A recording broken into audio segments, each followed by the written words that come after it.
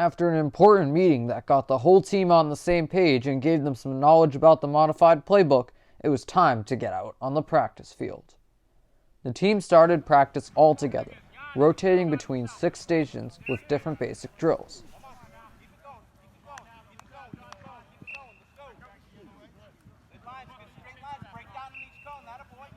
Listen, we're going to D&D right now. Ramp it up, gentlemen. Okay? You're going to do technique and fundamentals and coverage stuff down with Coach Notice, QB. Linebackers, you're going to be with the Orlandos. I'm going to rotate around, help groups as we need. And D-line, you're down here. Remember your install, you're going to work it. And then we got Indy. We got a blitz timeout. We got 7-on-7 on D. That's it. Compete. Start to show me you want to play if you want to play. Right? If you're hiding in the back, not fighting for reps. Okay? That's going to tell us a lot. You want it, let's go. I told the guys as a kid in my group, I got one goal. I want to win a game at Gillette at the end of the year. Let's go. You know your spots. D-line's going to be here. Linebackers are going to be wherever they went. And DBs are going to be down in DB land. Hey, bring it up, bring it up, bring it up. Helmet's on. Strap every buckle you have on that helmet up right now. There? Is that okay? Guys, our season well, D-line's already today. down here. This is officially the start of football. You got the two-man. Strap up your helmet. Let's play some football. Good. Right? TV, break us down. Hard work on 3. 1, 2, 3. Hard work! While the older players did defensive positional drills, the freshmen went off to the side for their own practice. Today was the first time freshmen picked up an Algonquin playbook, so it took time for them to learn the basic plays. Same thing, he blocks. Yep, he picks up the guy.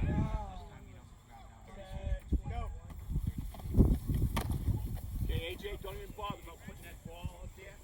You know, to fake him. Come on, get. But once they caught on, they looked pretty impressive. Full speed.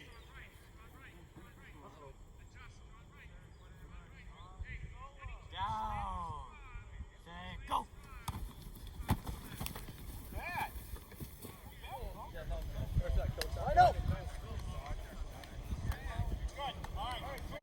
The defensive backs also took time to succeed, as many people moved to the position as a result of Sam Crane's departure and the slightly modified defense Algonquin's implementing.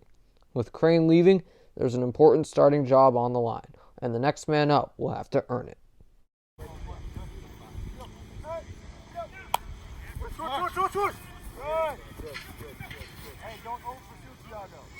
Another 2019 graduate and DB, Jack Branson, showed up to practice to give the players a pep talk. There's been a lot of good guys, a lot of talents that have come through here. And they just didn't put in the work because they thought they didn't need to, and they ended up either sucking or just not even being worth it to your own team. So you just, you know, if you see anyone dogging it, just like call them out. Don't be afraid to call them out. That's why you're teammates. You're not friends when you're on the field. You don't be afraid to bust each other's balls. That's what it's about. So that's all I gotta say. Thanks, Branson. All right. The reason why I wanted him to come is because every year we get together and we do burning of the cleat, right? And then we say everything that we regret, right?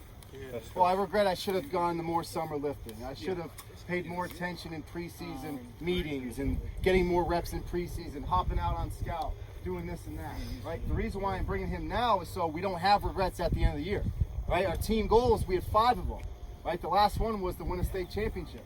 Do you think you're going to win a state championship as a team if you're in the back talking with your buddies? No. Mental reps if you're not in, right? You guys got to be chomping at the bit to get reps. While the DBs kept working, that's just what the rest of the defense did, as they got together to practice some different blitzes in the playbook. It wasn't easy to get used to the different plays. Third group, hustle in. Pay attention. In your hand. Ready, set, go. 2 steps. That's it. Break down, then look.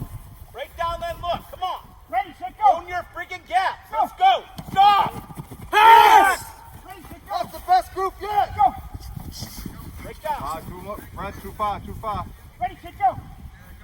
This is not 2 steps, okay? Look at me now. This is not freaking 2 steps. You're all running this far, okay? This is 2 steps, okay? 1, 2, break down. That's it. That's it. Nothing more. Come on, it's not that hard. Let's do it.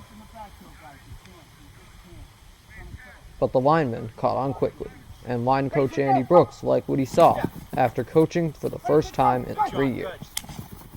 Good, better. So I'm here with offensive line coach Andy Brooks. Now, you were here back in 2016. What's different now coming back 3 years later? Well, back then I think we had a very well-known line, a line that had been playing together for a long time, and some things that we built, but we had a really solid group of kids coming into the season. I think we have a lot of young players this year, and I've been very, very pleased with what I've seen so far. A ton of effort. They're buying into all the technique and everything else that we're teaching.